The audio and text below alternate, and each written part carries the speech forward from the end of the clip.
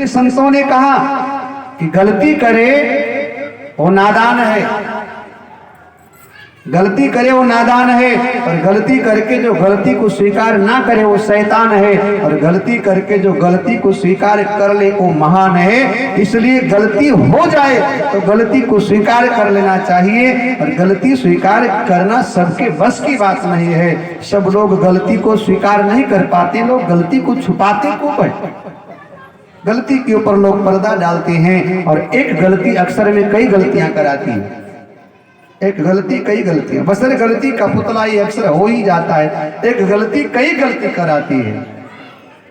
लेकिन कब तक गलती करोगे, गलती का परिणाम ही गलत होता है, और बुरे कर्म का बुरा नतीजा क्यों भाई चाचा, हाँ भतीजा, भैया गलती का परिणाम तो भोगना पड़ेगा, चाहे शासन में हो, चाहे सत्ता में हो, चाहे पक्ष में हो, चाहे विपक्ष में हो, गलती का तो परिणाम भोगना ही पड़ेगा। इसलिए कोशिश करो गलती ही मत करो, रूखा सूखा खाई के और ठंडा पानी पी, देख पराई चुपड़ी मत ललचाए जी। क्यों भैया, खुद को बर्बाद कर रहे हो, दूसरे के परिवार को बर्बाद, इसलिए गलती मत करो। गोकर्ण जी महाराज ने कहा तुम्हारे उद्धार के लिए मैंने गया जाकर के सत्कर्म किया, तर्पण किया, पिंडदान किया, सब कुछ किया। जो जो शास्त्र में मृतात्मा के लिए विधि बताई गई है वो मैंने सब किया। तीर्थों में जाकर तुम्हारे लिए मैंने दान किया, दया धर्म सत्कर्म सब कुछ किया, लेकिन तुम मुक्त क्यों नहीं हुई, तुम्हारा कल्याण क्यों नहीं हुआ, तुम्हारा उद्धार क्यों नहीं हुआ, आखिर तुम्हारे मुक्ति का उपाय कहां से मिलेगा। देखिए गोकर्ण जी महाराज सब कुछ करते, जो शास्त्र में वर्णित है वो सब करते एक प्रेत आत्मा के लिए, और हमें आपको भी अपने पूर्वजों के लिए समय समय पर सत्कर्म करते रहना चाहिए। पूर्वजों के लिए, उनके लिए तीर्थों पे जाओ, पूर्वजों के निमित्त कुछ सत्कर्म करो, कुछ दान करो, कुछ धर्म करो, ये सब करते रहना चाहिए। गोकर्ण जी महाराज ने सब कुछ किया, लेकिन भैया मुक्त नहीं हुआ धुंधकार, इसका उद्धार नहीं हुआ। अब थोड़ा विचार करने वाली बात है, थोड़ा सवाल उठता है, आखिर में गोकर्ण जैसा विद्वान ब्राह्मण, गोकर्ण जी महाराज विद्वान है, प्रकांड विद्वान है, और बड़े अच्छे व्यक्ति हैं, इनकी क्वालिटी बहुत अच्छी है, वेदों के ज्ञाता हैं, त्रिकाल संध्या करते हैं, संयमित हैं, चरित्रवान है, सब कुछ है, शास्त्रों का पूरा ज्ञान है इनको, और शास्त्र का जो जो प्रमाण है उसके अनुसार अपने भाई का उद्धार करने का उन्होंने पूरा प्रयत्न किया, सारी विधियां किया, लेकिन फिर भी धुंधकारी है कि मुक्त नहीं हुआ। अब यहां एक प्रश्न उठा कि आखिर में शास्त्रों में प्रेतात्मा की मुक्ति के लिए पिंडदान की विधि बताई गई है, पिंडदान करने से प्रेत को प्रेतत्व से मुक्ति मिल जाती है, आवागमन से मुक्ति मिल जाती है, शास्त्र में प्रमाण है। तो गोकर्ण ऐसा विद्वान ब्राह्मण अपने भाई का पिंडदान करता है, फिर भी मुक्त नहीं हुआ, तो क्या पिंडदान की महिमा कम हो गई क्या, या फिर आचार्य में कहीं कमी आ गई, या कर्म कांड में कहीं दोष है, कोई ना कोई कारण तो होगा कि प्रेत के लिए सब कुछ सत्कर्म किया लेकिन मुक्त नहीं हुआ।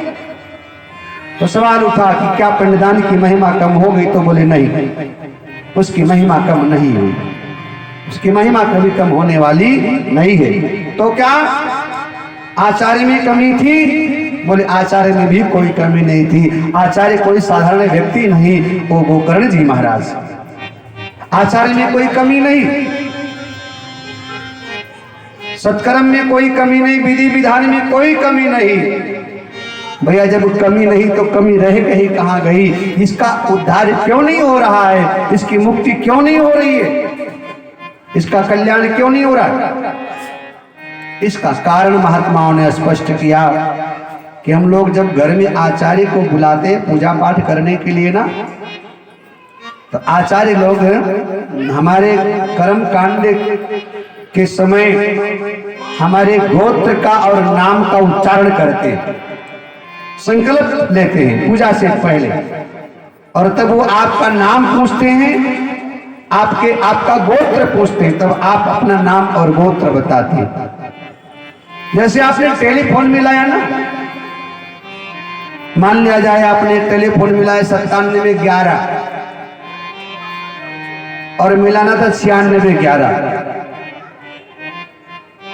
9611 मिलाना था लेकिन मिला दिया 9711, तो कहीं और जाकर के लग जाता है। तो जहां आप लगा रहे हो, मतलब जब अंकों में कमी आ जाएगी ना, तब कहीं ना कहीं उसमें गड़बड़ हो जाएगा, या तो नंबर नहीं मिलेगा, और मिलेगा तो कहीं और जाकर के लग जाएगा, वो वहां नहीं लगेगा जहां आप लगाना चाह रहे हैं। क्यों? नंबर में गलती है साहब, नंबर में, अंकों में भेद है, उसमें असमंजस है। तो धुंधकारी का उद्धार क्यों नहीं हुआ? यहां भेद कहां से आ गया? तो संतों ने बड़ा सुंदर भाव रखा कि ये धुंधकारी है जो ना, जब इसका सत्कर्म हो रहा है, कर्म कांड हो रहा है, तब इसके कर्म कांड के समय जब इसका गोत्र उच्चारण किया जा रहा है ना, वहां गड़बड़ी हो रही है, वहां गलती हो रही है। गोकर्ण जी महाराज को लगता है मेरा भाई है, गोकर्ण जी को लगता है कि आत्मदेव का बेटा है, लेकिन ये किसका बेटा है? ये आत्मदेव का बेटा नहीं है, ये धुंधली का बेटा नहीं है, ये बेटा तो साहब धुंधली की बहन का है, ये तो खरीदा गया है। अब जब कर्म कांडे में साहब यहां ठीक ठाक नहीं बैठ पा रहा है, तो उद्धार कैसे होगा?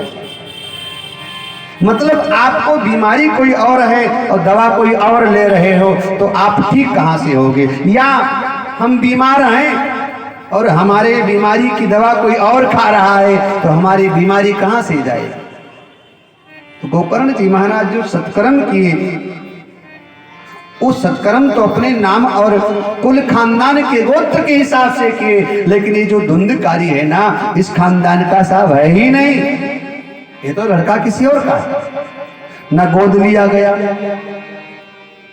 ना बालक है इनका, ना गोद लिया गया, ना कोई लिखा पढ़ी जैसे होता है वो भी नहीं हुआ। ये तो बिल्कुल अंधेरे में ये सारी की सारी धुंधकारी की माँ धुंधुली ने बनाया, और उसने अपने पति से झूठ बोला और इस बात को सबसे छुपाया। तो गोकर्ण जी महाराज जितना कर्म कांड करते सब निष्फल हो जाता है, इसको नहीं मिला, लगा ही नहीं।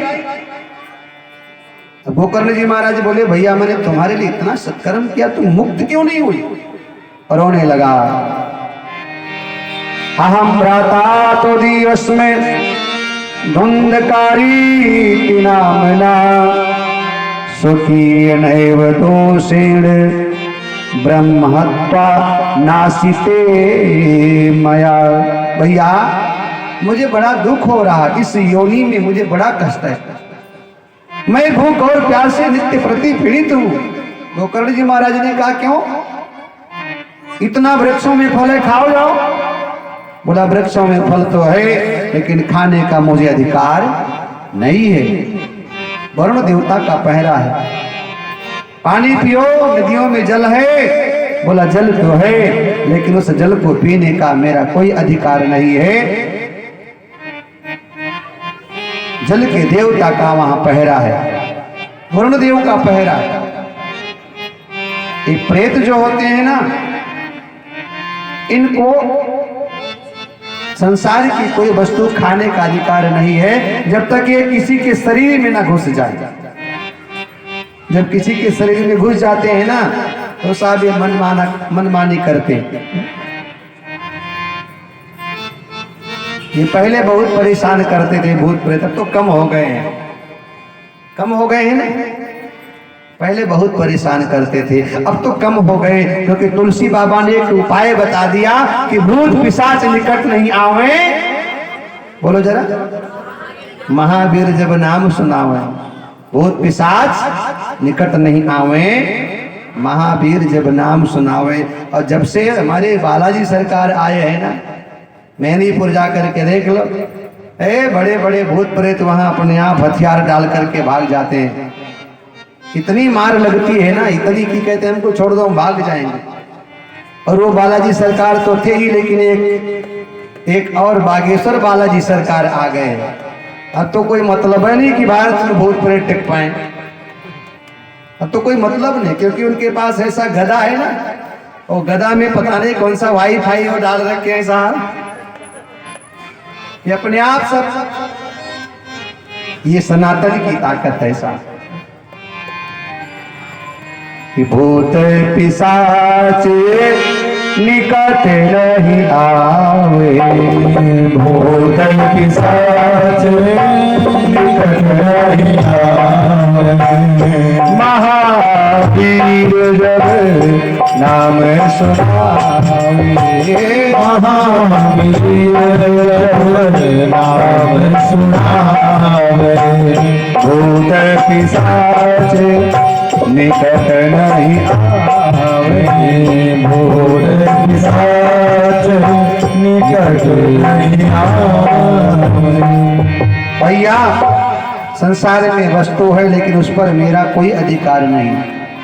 प्रेत योनि बड़ी खतरनाक, बड़ा दर्द, बड़ा पीड़ा, इसमें तमाम प्रकार के कष्ट होते हैं।